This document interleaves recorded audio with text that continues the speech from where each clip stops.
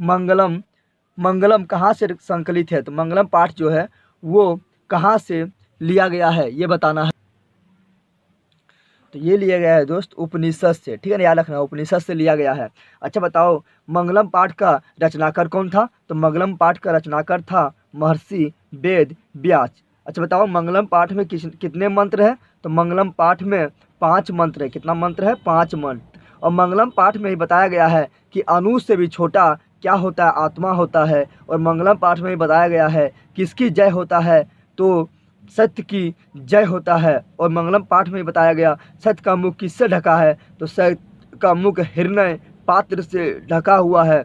और बताओ कि मनुष्य को मृत्यु को बस में कौन कर लेता है? तो विद्वान लोग जो है वो मृत्यु को बस में कर लेता है।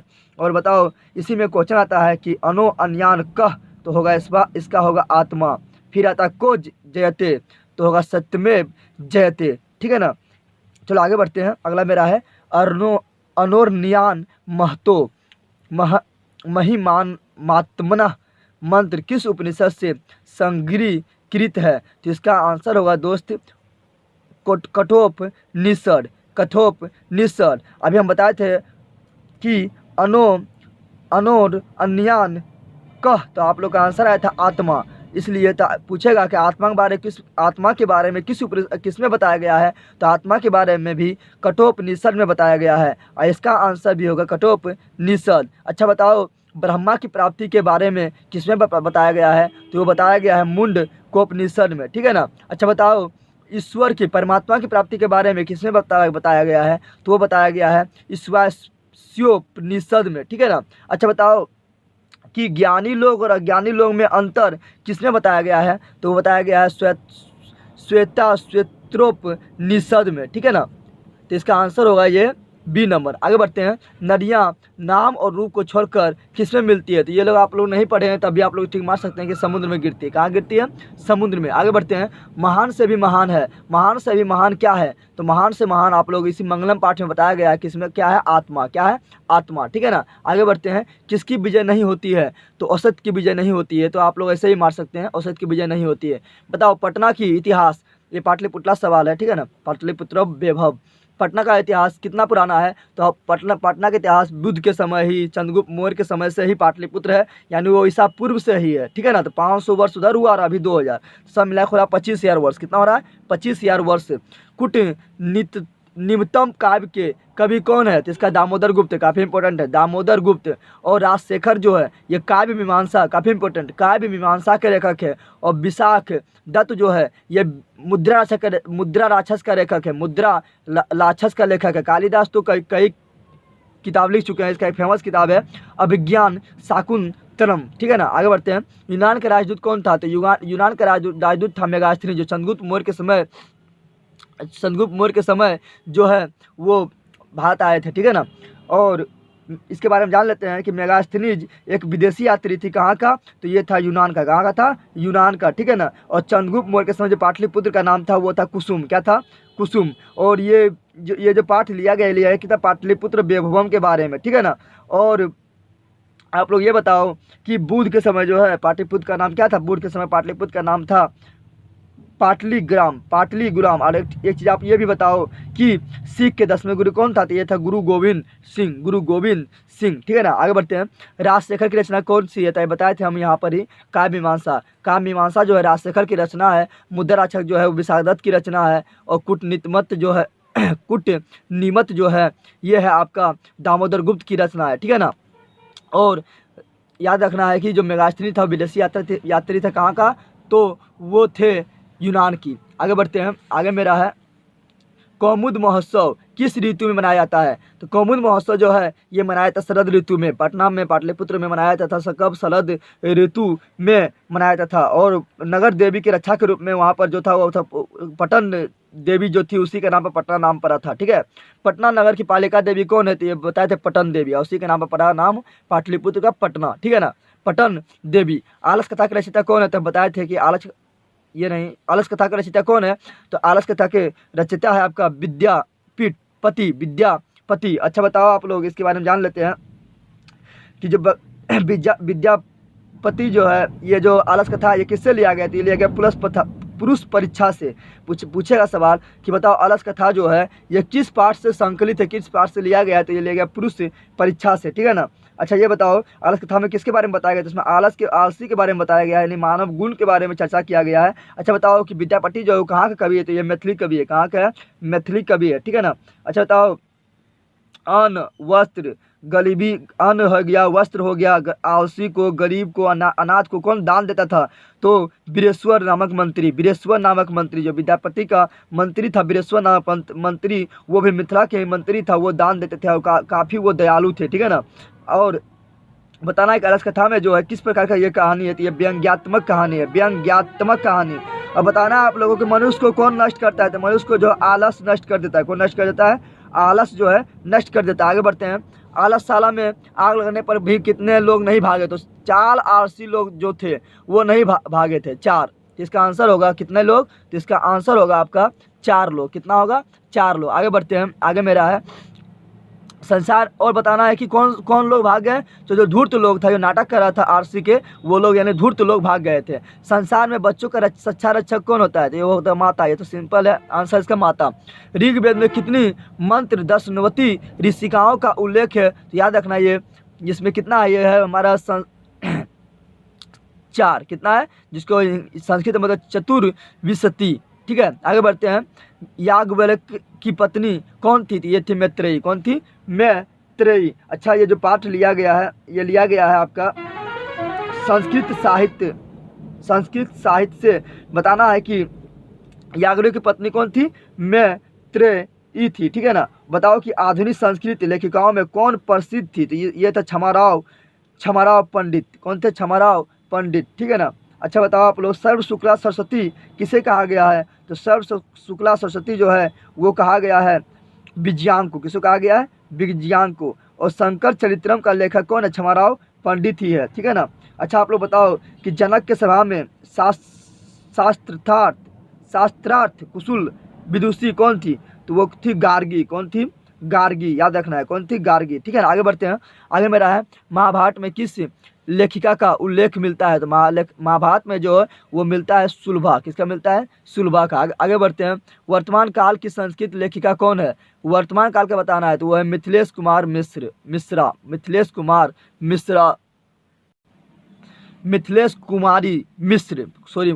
कुमारी मिश्र, इसको हम हमारा पंडित ही बोलते हैं, इसको आधुनिक पूछे या वर्तमान पूछे, ठीक है ना। आगे बढ़ते हैं। भारत महिमा पाठ के द्वितीय श्लोक किस पुराण से संकलित है, तो द्वितीय श्लोक जो है भारत महिमा पाठ का वो है आपका भगवत पुराण का, और जो प्रथम श्लोक है वो है आपका विष्णु पुराण का, याद रखना कौन है, विष्णु पुराण का प्रथम श्लोक, और द्वितीय श्लोक जो है वो है भगवत पुराण का। अच्छा बताओ भारत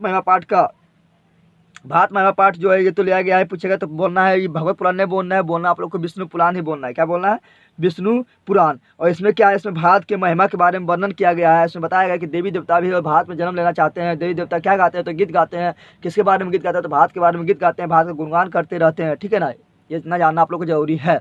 जन्म पूर्व संस्कार कितने हैं, तो जन्म पूर्व जो है 3 संस्कार होता है, कितना होता है, 3 संस्कार होता है, और यानी इसको संस्कृत में बोलेंगे त्रय, क्या बोलेंगे, त्रय। आगे बढ़ते हैं। सप्तपदी क्रिया किस संस्कार में संपन्न की जाती है, तो ये विवाह संस्कार में, किसमें आता है, विवाह संस्कार में। अच्छा ये आगे हमारे संस्कार से, तो उसके बारे में थोड़ा हम जान लेते हैं अपना संस्कार के बारे में। तो याद रखना है कि आप लोगों को जो है भारतीय संस्कार को 16 भागों में बांटा गया, कितना भाग में बांटा गया है, 16 होता है, कितना भारतीय संस्कार होता है 16, और उसको बांटा गया है 5 भाग में, कितना भाग में बांटा गया है, 5 भाग में, ठीक है ना। जिसमें गृहस्थ संस्कार एक होता है, मृत्यु के बाद भी एक संस्कार होता है, ठीक है ना। और गृह जीवन परिवेश में जो संस्कार होता है उसको बोलते हैं विवाह संस्कार, क्या बोलते हैं हम लोग, विवाह संस्कार। गृह जीवन परिवेश संस्कार को हम बोलते हैं विवाह संस्कार। वो मेरा कौन सा संस्कार है, तो वो मेरा है सप्तपदी संस्कार, ठीक है ना। आगे बढ़ते हैं। विद्युत नीति किस ग्रंथ का अंश है, तो विद्युत नीति जो है यह महाभारत का है, क्या है, महाभारत का है, ठीक है ना। और इसको जो लिया गया नीति श्लोक से, किससे लिया गया, नीति श्लोक क्या, विदुर जी जो थे वही बताए थे कि नरक के कितने द्वार होते हैं, तो नरक के द्वार होता है 3, कितना होता है, 3 होता है। और क्षमा को कौन नष्ट क्षमा किसको नष्ट कर देता है, तो क्षमा जो है क्रोध को नष्ट करता है, बताना है। और धर्म की रक्षा कौन करता है, तो धर्म की रक्षा करता है सत्य, कौन करता है, सत्य। आगे बढ़ते हैं।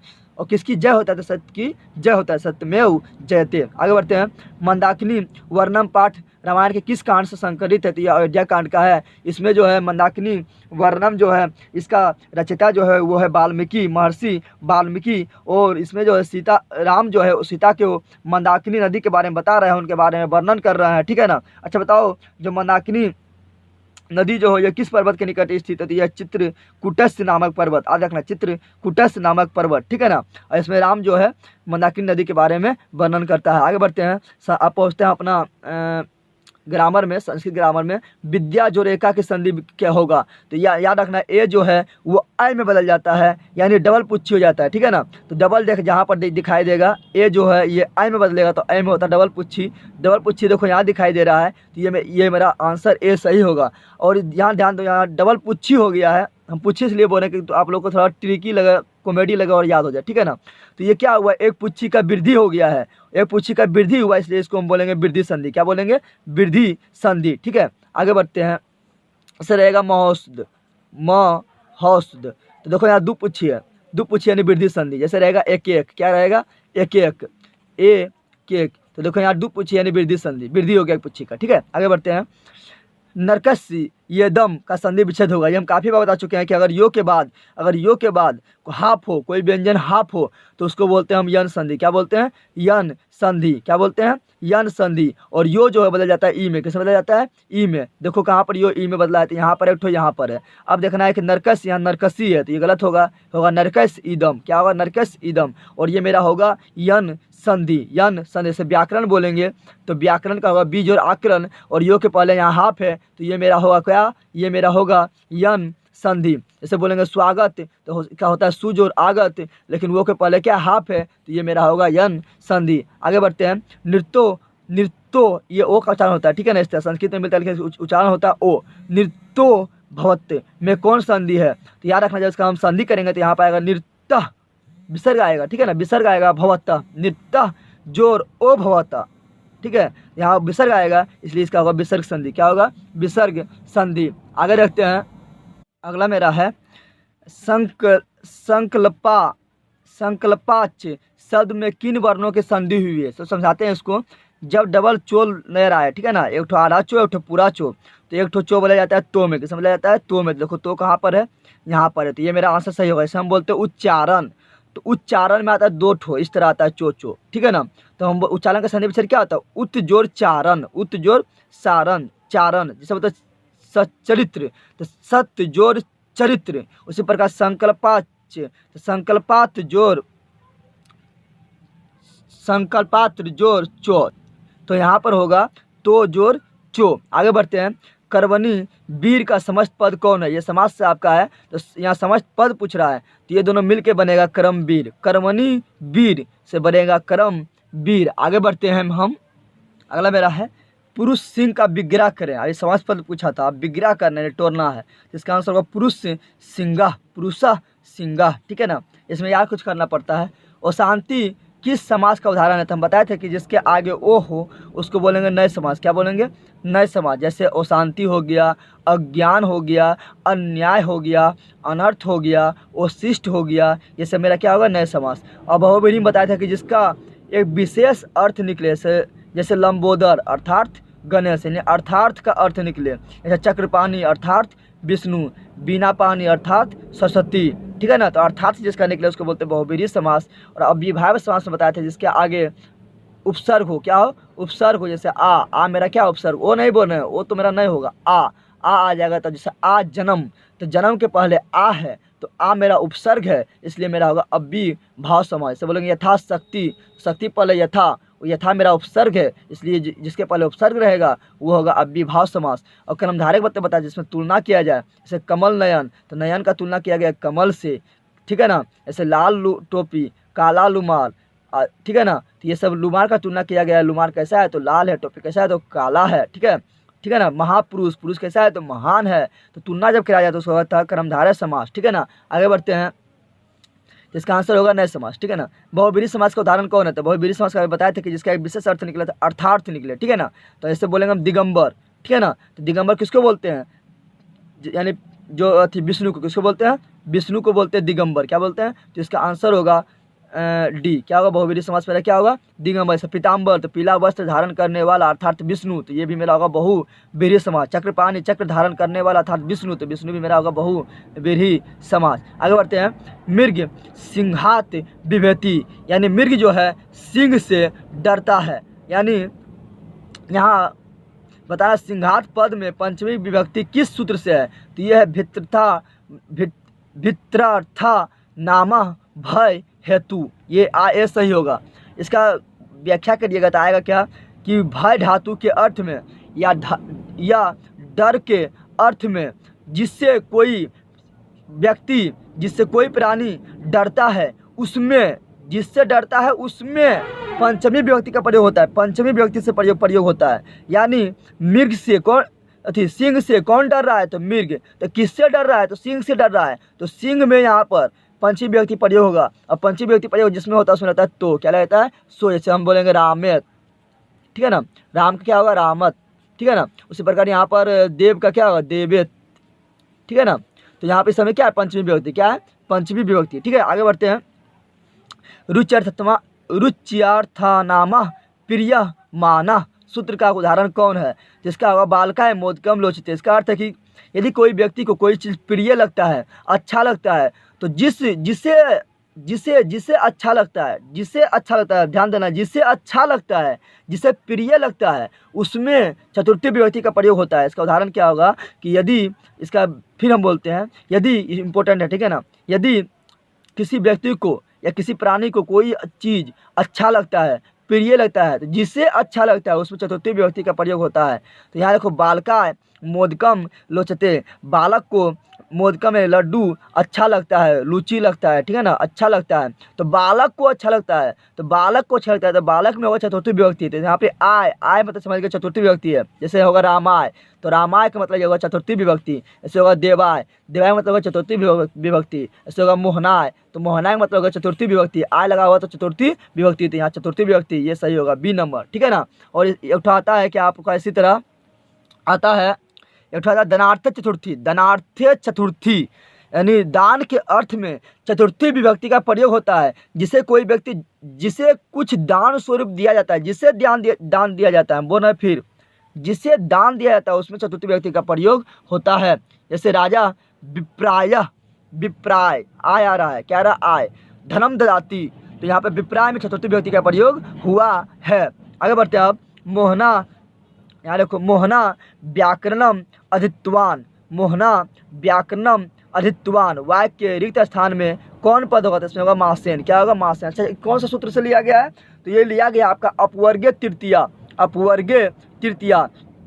अच्छा, इसका व्याख्या करते तो व्याख्या करेंगे तो क्या होगा, इसका व्याख्या होगा कि काम की समाप्ति और फल की प्राप्ति, कार्य की समाप्ति और फल की प्राप्ति जब होता है तो कालवाचक यानी समय में और मार्गवाचक यानी रास्ता में, रास्ता वाला शब्द में तृतीय विभक्ति प्रयोग होता है। यानी समय में तृतीय विभक्ति प्रयोग करना है और मार्ग में तृतीय विभक्ति का प्रयोग करना है, ठीक है ना। तो यहाँ देखो माह क्या है, माह, यहाँ पर मार्ग है क्या, मेरा माह क्या है, मोहन, माह, माह मतलब महीना, तो माह यहाँ पर तो ये मेरा षष्ठी विभक्ति है, ये मेरा तृतीय विभक्ति है, कौन सा है, तृतीय विभक्ति है, यह सप्तमी विभक्ति, ठीक है ना, और यह पंचमी विभक्ति, तो ये मेरा क्या, तृतीय विभक्ति, तृतीय विभक्ति है, तो यहाँ पर होगा तृतीय विभक्ति अपवर्गीय सूत्र से, ठीक है ना, अपवर्गीय तृतीय सूत्र से होगा, ठीक है। मासेन तृतीय विभक्ति, उसी प्रकार रामेन तृतीय विभक्ति, उसी प्रकार मेरा देवेन तृतीय विभक्ति, याद रखना, ठीक है ना। तो यहाँ पर होगा ये वाला, ठीक है। आता है यनांग विकार, यनांग विकार में भी तृतीय विभक्ति प्रयोग होता है, जिससे कोई व्यक्ति विकार उत्पन्न होता है, जिस अंग में उसका विकार उत्पन्न होता है उसमें होता है तृतीय विभक्ति प्रयोग, ठीक है ना। जैसे कर्णेन, कान से बहिर, तो कर्णेन बधिरा यानी कान से बहिर, तो कान में वहाँ पर क्या है, विकार उत्पन्न हुआ है, ठीक है ना, कान से वो क्या है, विकलांग है, तो कान में यहाँ कर्णेन एन लग गया यानी तृतीय विभक्ति प्रयोग हो गया है, ठीक है ना। आगे बढ़ते हैं, अलोक यति पद में कौन उपसर्ग है, तो याद रखना अलोक यति पद में जो है आगे और आ रहा है, ठीक है ना, और पीछे यहाँ पर यो, ये ध्यान है, तो यहाँ पर यो आगे आ और यो रहे तो समझ जाना वो उसमें है, जो उसमें जो होता है उसमें होता है आंग उपसर्ग, क्या होता है, आंग उपसर्ग। जैसे हम बोलते हैं आदाय, क्या बोलते हैं, आ दाय, तो आगे आ पीछे यो, तो आ और यो है तो समझ आना क्या कौन सा उपसर्ग है, तो मेरा है आंग उपसर्ग, कौन सा है, आंग उपसर्ग। आगे बढ़ते हैं, नी उपसर्ग में कौन शब्द बनेगा, तो नी उपसर्ग से ध्यान दो, यहाँ नीर, ये नी आ ये रो, निर है यहाँ पर, यहाँ निर उपसर्ग है, यहाँ भी निर उपसर्ग है। यहाँ पर ध्यान दो नियम, और यहाँ ध्यान दो निरोग। अच्छा ध्यान दो यहाँ पर भी अब नी है, ये तो निर हो गया, यहाँ पर भी निर हो गया। ध्यान दो यहाँ पर भी नी है और यहाँ पर भी नी है। अब किसको टिक मारे? तो हम जानते हैं कि जब उपसर्ग को हटा देने पर जो शब्द बचे वो उसका कुछ अर्थ निकले। तो नी को हटा देने पर यम कोई शब्द नहीं है, लेकिन नी को हटाने पर यहाँ पर रोग एक तो शब्द है, ठीक है ना। तो इसका आंसर होगा ये वाला डी, ठीक है ना। यहाँ पर नी उपसर्ग है। आगे बढ़ते हैं। ओ छिपत पद में कौन सा धातु है? तो ध्यान देना है, इसमें जो है यहाँ से ओ हटाओ, यहाँ से तो हटाओ तो बचेगा छिप। तो ये मेरा आंसर होगा ए। अच्छा बताया, पूछेगा कि ये कौन सा मतलब लकार है? तो ये मेरा होगा लिट लकार, यानी भविष्यत काल। लट लकार, लोट लकार, लिट लकार। तो लिट लकार होगा, यानी सॉरी लंग लकार सॉरी लंग लकार होगा, ठीक है ना। क्या होगा? लंग लकार, यानी भूतकाल। क्या होगा? भूतकाल, ठीक है ना। होता लट लकार होता है, एक लंग लकार होता है, एक तो लिट लकार होता है। तो इसका आंसर होगा लंग लकार।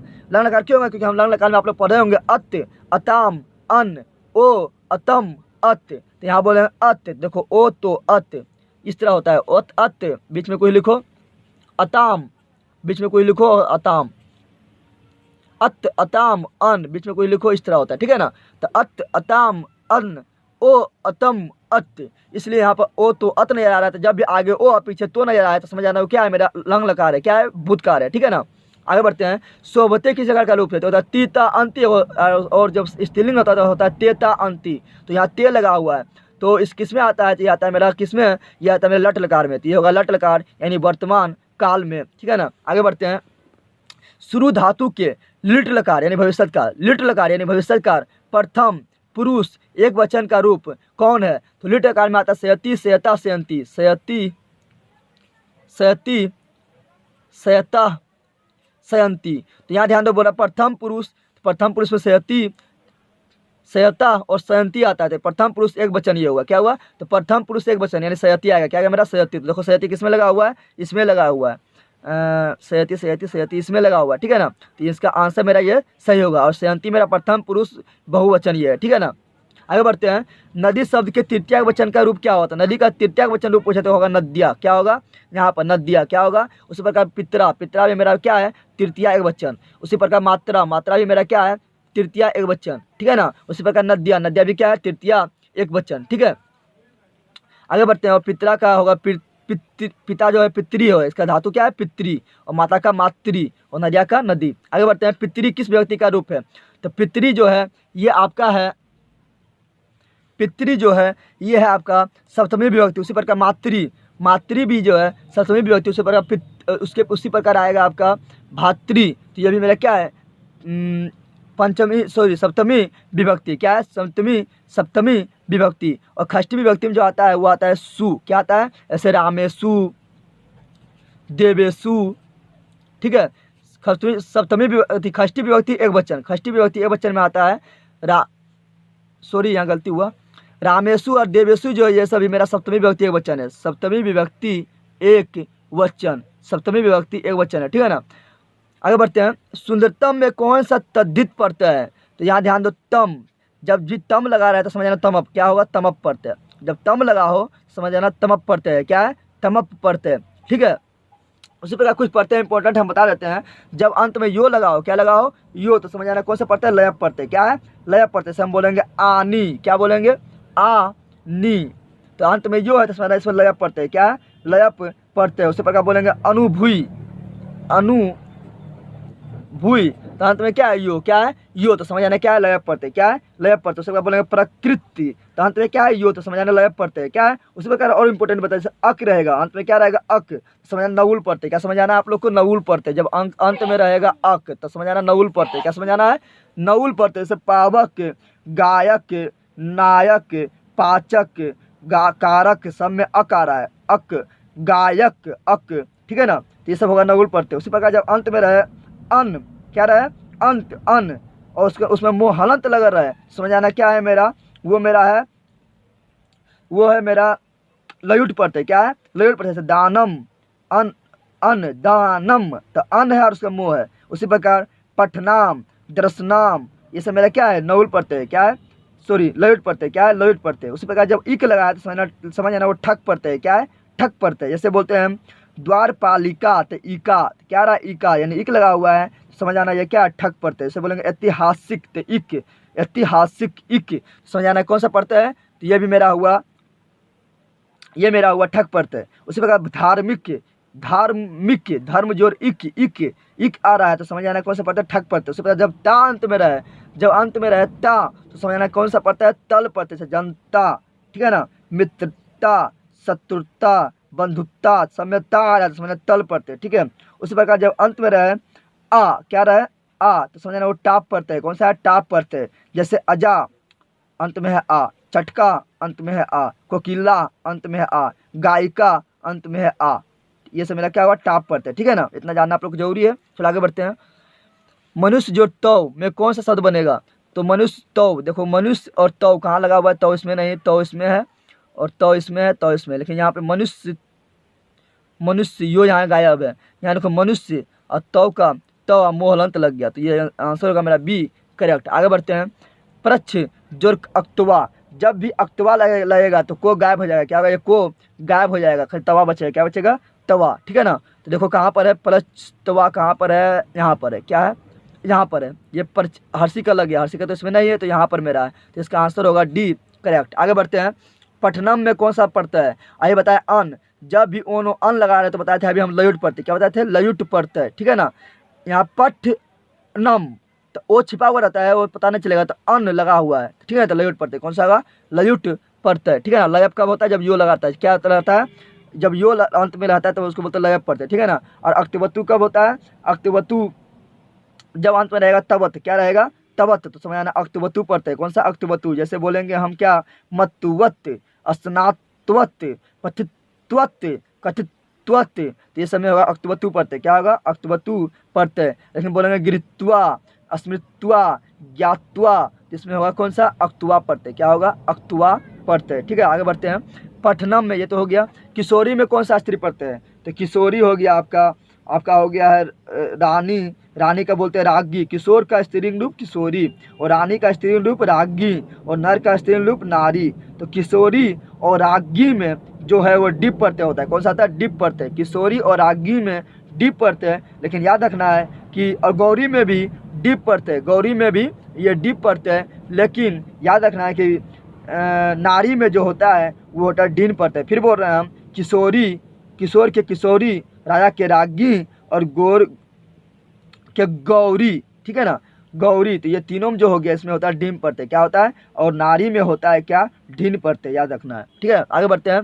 सीमन जो डाप में कौन सा शब्द बनेगा, तो सीमन जो डाप से बनता है सीमा, क्या बनता है, सीमा। तो आपको इस तरह भी क्वेश्चन पूछ सकता है कि बताओ सीमा में जो है कौन सा पड़ता है, तो सीमा में मेरा कौन सा है, डाप, क्या है, डाप पड़ता है। आगे बढ़ते हैं। निर्धारण में कौन सी विभक्ति है, तो इसमें होगा खष्टी और सप्तमी, खष्टी और सप्तमी विभक्ति। इस प्रकार आपका जो 18 का सेकेंड सिटिंग का क्वेश्चन समाप्त हुआ है।